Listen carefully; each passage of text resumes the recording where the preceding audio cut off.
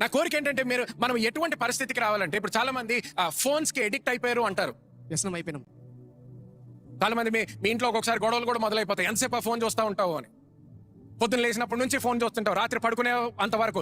Last పడుకోక ముందర నువ్వు చేసేది ఏంటి అంటే ఫోన్ చూడడం. పొద్దున్న లెగ్గానే చేసేది ఏంటంటే ఫోన్ చూడడం. అంటే ఏంటి? ఎడిక్ట్ అయ్యి ఒక 2 నిమిషాలు బస్సులో కూర్చుంటే ఫోన్ చూడాలి, ఫ్లైట్ లో కూర్చుంటే ఫోన్ చూడాలి, రెస్టారెంట్ లో కూర్చుంటే ఫోన్ చూడాలి, మాల్లో నడుస్తుంటే ఫోన్ చూడాలి.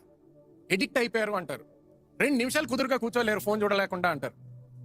నా కోరిక ఏంటంటే, ఎలాగైతే మనం ప్రతిసారి ఇన్స్టాగ్రామ్, యూట్యూబ్, ఫేస్బుక్, రీల్స్, అది ఇది వాట్సాప్ ఫార్వర్డ్ చూస్తాం, 2 నిమిషాలు దొరికితే వాక్యం తీసి చదవడం మొదలు పెట్టాలి. 2 నిమిషాలు బస్సులో కూర్చుంటే వాక్యం తీయడం, ఫ్లైట్ లో కూర్చుంటే వాక్యం తీయడం, క్యాబ్ కోసం వెయిట్ చేస్తుంటే వాక్యం తీయడం. ఎందుకు? ఆయన ఏమన్నాడు? దీవారాత్రము ధ్యానించమంటున్నాడు. ఒక్కొక్కసారి వాక్యం అంటే ఫోన్ తీయక్కర్లేదు. ఆ రోజు పొద్దున్న చదివిందే మళ్ళీ ఆ లైన్ లో నుంచున్నప్పుడు ఎవరితో అనవసరంగా ఫోన్ మాట్లాడి ఏదో ఖాళీ మాట్లాడక్కర్లేదు, ఎవరికి ఫోన్ చేయక్కర్లేదు. ఆ లైన్ లో వెయిట్ చేస్తున్నప్పుడు లైన్ లో నుంచోను నువ్వు కూడా. కానీ నువ్వు అక్కడ నుంచున్నప్పుడు వేరే వాళ్ళు అందరూ మాట్లాడుతూ ఉండొచ్చు. ఫ్లైట్ ఎక్కాలి, బస్ ఎక్కాలి, ట్రైన్ ఎక్కాలి, ఎక్కడో ఒక దగ్గర.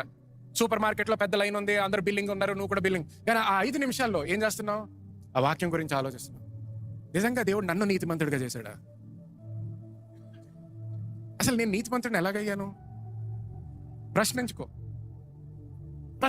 దేవుడు మాట్లాడడం మొదలు పెడతాడు. దేవుడు నీ కళ్ళు విప్పుతాడు. ఎక్కడ? సంఘంలో కూర్చున్నప్పుడు, సూపర్ మార్కెట్ లో ఉన్నప్పుడు నీ కళ్ళు విప్పబడతాయి.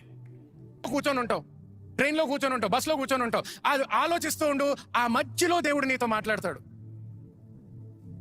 సడన్ గా నీ కళ్ళు విప్పబడతాయి, సడన్ గా నీ చెవులు విప్పబడతాయి, నీ హృదయంలో సడన్ గా ఆ సత్యము నాటబడిపోతుంది. ఆ రోజు నుంచి మళ్ళీ నువ్వు ముందర మాట్లాడినట్టు మాట్లాడవు, ముందర ఆలోచించినట్టు ఆలోచించవు. ఇంకా ఎందుకు? సత్యం వచ్చింది. దేవుని స్వరము విన్నావు. ఎలా విన్నావు? ఆయన వాక్యము ద్వారా విన్నావు.